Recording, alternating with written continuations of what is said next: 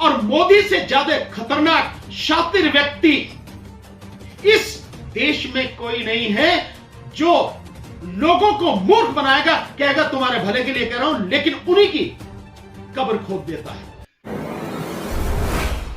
कि ये लड़ाई नेताओं की लड़ाई नहीं है। नेता पक्ष में हो या विपक्ष में, सत्ता में हो या विपक्ष में बैठा हो, नेताओं पे फर्क नहीं पड़ता। ये लड़ाई जनता की लड़ाई है, क्योंकि सबसे बड़ा नुकसान किसको हो रहा? जनता को। एजुकेशन किसकी खत्म हो रही है? जनता की, गरीब आदमी की, बहुजन समाज के लोगों की, SC ST OBC और माइनॉरिटी की, इनकी शिक्षा खत्म हो रही है।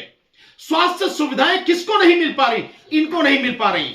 इनमें कहां इनके पास स्थिति ऐसी है कि ये लोग जो प्राइवेट हॉस्पिटल से नर्सिंग होम है उनमें जाके इलाज करा लें अपना, जिस तरह की सारी स्थिति है। और कहां इनके पास रोजगार है, कहां इनके पास नौकरी है, कहां इनके पास सुरक्षा की व्यवस्था है, मजदूर खाने के लिए रोटी नहीं है, और चीजें क्या होंगे। तो सब कुछ बर्बाद हो रहा इनका। ये 81 करोड़ लोगों को सरकार जो नौटंकी कर रही है, जो 5 किलो अनाज देने का, जो हकीकत में मात्र 41 या 42 करोड़ लोगों तक ही पहुंच पाता है, और कहती है 81 करोड़। 81 करोड़ लोगों को तो सरकार मानने ही कि उनकी बुरी स्थिति है। तो सबसे बड़ा नुकसान इन्हीं को होगा। और मोदी से ज्यादा खतरनाक शातिर व्यक्ति इस देश में कोई नहीं है जो लोगों को मूर्ख बनाएगा, कहेगा तुम्हारे भले के लिए कह रहा हूं, लेकिन उन्हीं की कब्र खोद देता है। सर, आंदोलन करने के लिए सरकार की तरफ से पाबंदी है कि आप किसी भी तरीके का सरकार के खिलाफ कोई आंदोलन नहीं करेंगे। ऐसा है, जब राजतंत्र होता है ना पीपल साहब, तब भी आंदोलन सरकार के खिलाफ होते हैं। अभी तो लोकतंत्र है, चाहे मतलब देखने कोई रह गया सही, केवल सुनने के लिए रह गया सही, पर है तो सही ना। और अगर सरकार मने भी करेगी तो भी हम आंदोलन करेंगे। सरकार के गुर्दे में दम है तो लगावे तोप, तमंचे लगावे, चलवावे हम पे लाठी, गोलियां चलवावे, हम भी देखेंगे कैसे मारती है और कितनों को मारती है। लेकिन ये आंदोलन होगा, हर कीमत पर होगा, और यह आंदोलन सफल होगा इस बार। और जो विपक्षी पार्टियां हैं, जो दल, जो लोग घरों में बैठे हैं, चुप बैठे हैं, जिनकी जिम्मेदारी इस आंदोलन को लड़े, अगर वो नहीं करते हैं तो भी हम आंदोलन करेंगे। और एक दिन विपक्षी पार्टियों को इस आंदोलन में शामिल होना पड़ेगा, हम मजबूर कर देंगे उन्हें। सर, आप कानूनविद हैं, सुप्रीम कोर्ट में आप जो है वकालत करते हैं, आपने कानून को रास्ता क्यों नहीं चुना? आयोग में शिकायत करिए, सुप्रीम कोर्ट में शिकायत करिए, जिला अदालतों में शिकायत करिए, आप सड़क पर आ रहे हैं डायरेक्ट। देखिए, सड़क पे आना मेरा जन्मसिद्ध अधिकार है, मेरा मूल अधिकार है, और यह भी कानूनी और संवैधानिक अधिकार है। तो मैं कानून से बाहर काम नहीं कर रहा, मैं संविधान से बाहर काम नहीं कर रहा, मैं कानून और संविधान के दायरे में काम कर रहा हूं। रही अब मैं सुप्रीम कोर्ट क्यों नहीं जाता? सुप्रीम कोर्ट में ऑलरेडी ईवीएम के खिलाफ पिटीशन पड़ी हुई है, पीछे जितनी भी पिटीशन थी सारी डिसमिस कर दी गई, तो मुझे सुप्रीम कोर्ट से क्या मिलेगा? मैं तो जानता हूं ना कि सुप्रीम कोर्ट से कुछ मिलने वाला नहीं है मुझे। सो जब मुझे मिल ही नहीं रहा सुप्रीम कोर्ट से, तो मैं सुप्रीम कोर्ट के दरवाजे पर क्यों जाऊं? मैं जाऊंगा सुप्रीम कोर्ट के दरवाजे पर, मैं चीफ जस्टिस साहब से गुहार लगाऊंगा, मैं अदालत से गुहार लगाऊंगा, लेकिन जब लगाऊंगा कि जब पूरे देश में जन आंदोलन खड़ा कर दूंगा।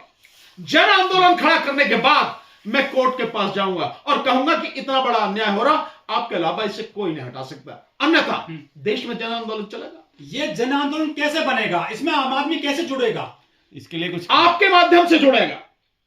आज की तारीख में दुनिया भर से जो देश भर से जो लोग मेरे साथ जुड़ रहे हैं, जैसे अभी मैंने सारे राज्य आपको गिनाए, सो जहां से लोग जुड़ रहे हैं, कैसे जुड़े हैं? हमने शुरुआत करी, आपने मीडिया के साथियों ने साथ दिया और हमारी आवाज देश के कोने कोने तक पहुंचाई, तो लोग उस बात को सुन के जुड़ रहे हैं। और कहीं ना कहीं हम पे विश्वास ही होगा, क्योंकि हम लगातार संघर्ष कर रहे हैं। हमने समाज के लोगों के साथ, हमने देश के लोगों के साथ कोई भेदभाव नहीं किया, उनके साथ कोई घात नहीं किया, उनको धोखा नहीं दिया। लगातार हम ईमानदारी से देश की बात, देश के लोगों की बात, आम जनता की बात, गरीबों की बात, शोषित पीड़ितों की बात लगातार उठाते हैं। इसीलिए लोगों का विश्वास है और इसीलिए लोग हमारे साथ जुड़ने को तैयार है और इसीलिए लोग हमारे साथ में जुड़ रहे हैं। तो ऐसे ही आंदोलन बनेगा। सर, आपके अलावा और कुछ ऐसे नेता हैं चुनाव होने के बाद में ईवीएम तोड़ते हैं, अब उनके पास मौका है, वो अपने एक भट्ट है उससे नहीं निकल पा रहे हैं। पीपल साहब, मैं नहीं कह सकता कि वो क्या करते हैं क्या नहीं करते हैं, ऐसे बहुत लोग हैं इस देश में, लेकिन जो तरीका है उस तरीके से आंदोलन अगर नहीं करेंगे सफलता नहीं मिलेगी। हमें एक तरीके से संवैधानिक तरीके से वैधानिक तरीके से हमें आंदोलन करना पड़ेगा, लड़ाई लड़नी पड़ेगी। और एक चीज और बताए दे रहा हूं, हम तो कर ही चुके हैं कुछ शुरू, इस देश के लोगों को भी एक दिन लड़ना पड़ेगा, सरकार से लड़ना पड़ेगा। वो चाहे आज लड़ ले, वो चाहे 2 महीने बाद लड़ ले, चाहे साल भर बाद लड़ ले, 10 साल बाद लड़ ले, 50 साल बाद। एक लड़ाई सरकारों के माध्यम से जो गंदगी फैलाई गई है और जो सरकारें फैला रही हैं, जो नेता फैला रहे हैं, इनके खिलाफ इस देश के लोगों को लड़ना पड़ेगा। जब भी वो लड़ना चाहे उनके ऊपर है।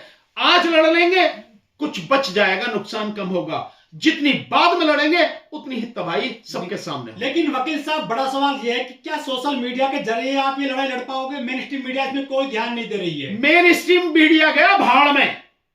मैं गुलामों के भरोसे नहीं हूं और गुलामों के भरोसे कभी कोई लड़ाई लड़ी भी नहीं जाती। वो जिनके गुलाम हैं उनके लिए काम कर रहे हैं। आज तो सोशल मीडिया तो है कम से कम। जब देश आजाद हुआ था, आजादी की लड़ाई जब लड़ी गई सैकड़ों साल तक, उस समय तो कुछ भी नहीं था। आज तो सोशल मीडिया तो है। आज तो मैं चाहूं, मैं यहीं से बैठा हुआ फेसबुक पे, यूट्यूब पे मैं ही बात पहुंचा सकता हूं, लेकिन मेरे साथ इतने सारे साथी हैं, आप सारे के सारे साथी हो जो बात पहुंचा रहे हो। सो आज इतना तो है। जिस समय कुछ भी नहीं था, उस समय भी देश के इस कोने से लेकर उस कोने तक आवाज पहुंचती थी, बात पहुंचती थी, सूचना पहुंचती थी और तंत्र बनता था, संगठन बनता था, आंदोलन होते थे, लोग लड़ते थे और आखिर में देश को आजादी मिली। सर, आपको क्या दिक्कत है ईवीएम से? बहुजनों की क्या दिक्कत है? 7 क्लास तो कोई इसमें आ ही नहीं रहा ईवीएम को लेकर। ये बात आप गलत कह रहे हैं। आप मेरे साथ देखेंगे, ये सवर्ण और एससी और एससी ऐसा कुछ नहीं है। मुझे आप बताइए, ईवीएम के विषय में कितने ही लोग हैं जो बोल रहे हैं। आजकल तो मतलब इस मध्य प्रदेश, छत्तीसगढ़ और राजस्थान के चुनाव का जो हश्र हुआ है, जिस तरह से रिजल्ट बीजेपी ने जो है वहां पे अपने हक में करवा के और सरकार बना ली है, सो उसके बाद तो और बहुत लोग बोलने लगे, बहुत लोग बोल रहे हैं। और हमारे ही इस आंदोलन में आप देखेंगे कि देश के हर समाज का व्यक्ति, संगठन इस आंदोलन में मेरे साथ कंधे से कंधा मिलाकर सड़क पर संघर्ष करता हुआ आपको दिखाई दे। वीवीपैट पर्ची जो है उसकी बात कर रही है विपक्ष, कह रही है, मांग कर रही है कि इसको जो है हमें मतलब देना चाहिए हाथ में, उसके बाद काउंटिंग करा ली जाए। उस पे ईवीएम हटाने को लेकर के सहमति नहीं बन पा रही है। और दूसरी बात कि 2024 चुनाव जो है नजदीक है, तो इतने कम समय में कैसे ईवीएम हट सकता है? क्यों नहीं हट सकता है? ईवीएम तो इतनी सी देर में हट सकता है, इतनी सी देर में, इससे ज्यादा की जरूरत नहीं, इतनी सी देर में। और बाकी रहा बैलेट पेपर, तो सारी चीजें अवेलेबल है। आज की तारीख में क्या नहीं है, रातों रात सब कुछ होता है, करेंसी बदल सारी व्यवस्था, सब कुछ। मोदी आके एक झटके में आके 4 घंटे का आपको टाइम देके पूरे देश की करेंसी बदल देता। कहता नोट बंद, कहता देश बंद, मतलब ये नहीं हो सकता। कहता जीएसटी लागू। सो जब रातों इतनी देर में हो सकता है, ये सब बेकार की बातें हैं और नासमझी की बातें हैं। दूसरी बात, जो आप वीवीपैट की बात कर रहे हैं कि वीवीपैट की पर्चियां, वो कह रहे हैं कि वीवीपैट की पर्चियां गिनी जाएं। अगर विपक्ष ध्यान दे तो 22 जनवरी 2022 का, 21 या 22 जनवरी 2022 का एक letter election commission of India ने 3 कंपनियों को लिखा है। ECIL हैदराबाद, BEL बेंगलोर और इसके साथ में BEL पंचकुला, वहां के लिए लिखा। क्या लिखा है उसमें? लिखा है कि 17.5 लाख वीवीपैट जो आपने हमें दी 2017 में, उनमें से 37% यानी 6.5 लाख वीवीपैट खराब हैं।